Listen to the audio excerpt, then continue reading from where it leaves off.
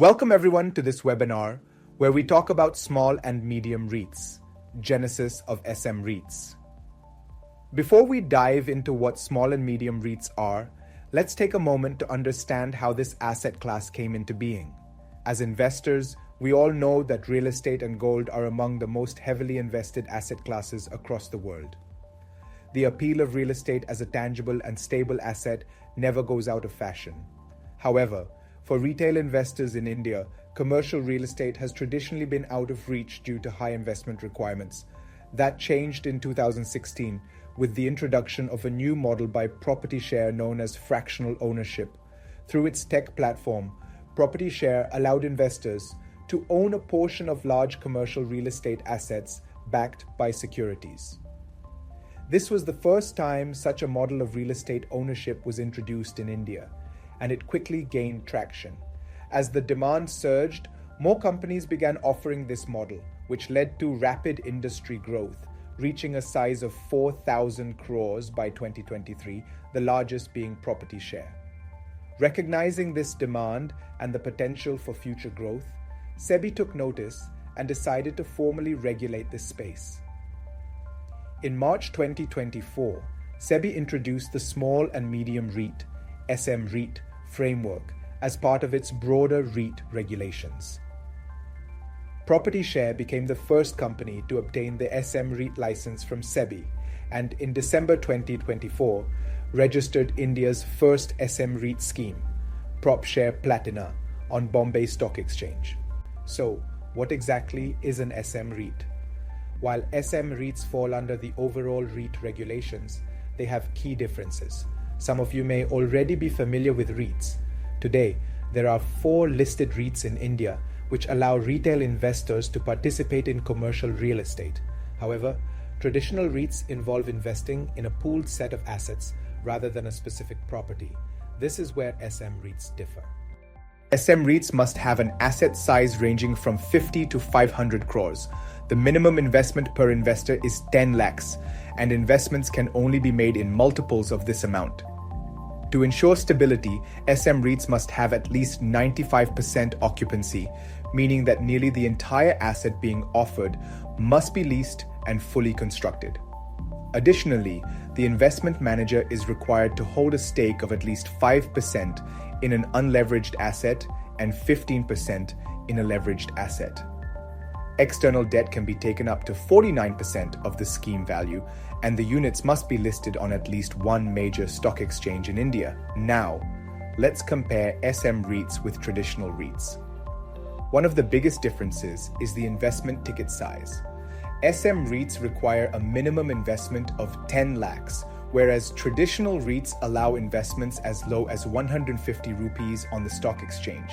In terms of asset size, SM REITs must be between 50 and 500 crores, whereas traditional REITs have a minimum requirement of 500 crores with no upper limit.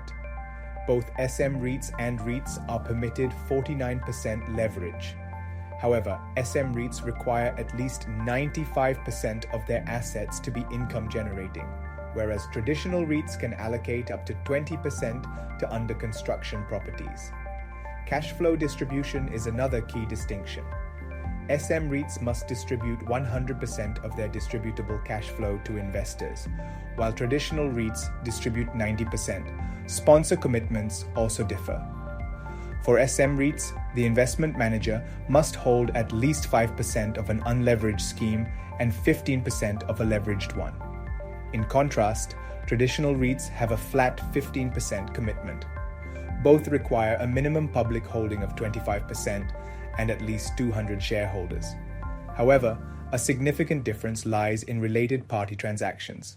SM REITs do not allow related party transactions, meaning that developers cannot list their own assets. Traditional REITs, on the other hand, do allow this. How does an SM REIT compare to other asset classes?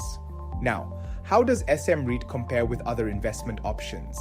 Fixed deposits in India currently offer around 6.6%, while REITs provide approximately 7%. Indian government securities yield about 7.1%, and debt mutual funds around 7.5%. SM REITs, however, offer a return of 8.5% to 9%, making them the highest yielding option in this segment.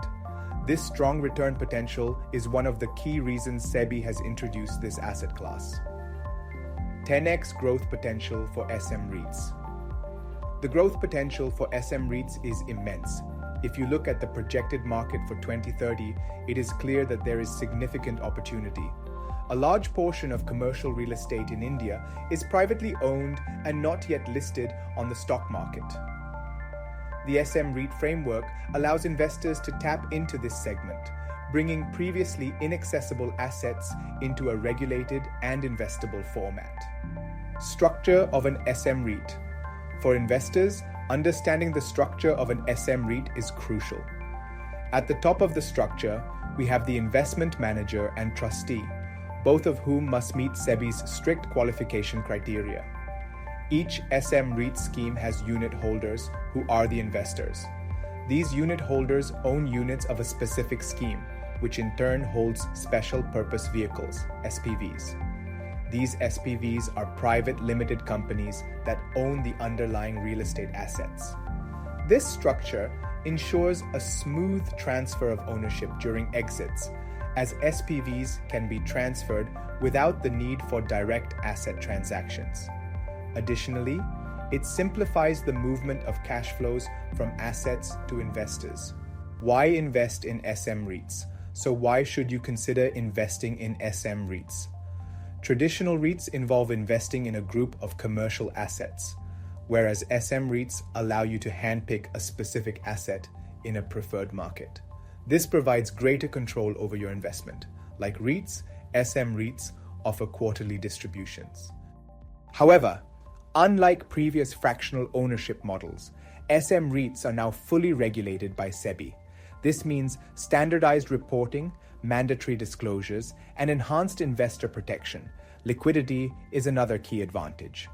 Since SM REIT units are listed on the stock exchange, investors can exit their investments more easily.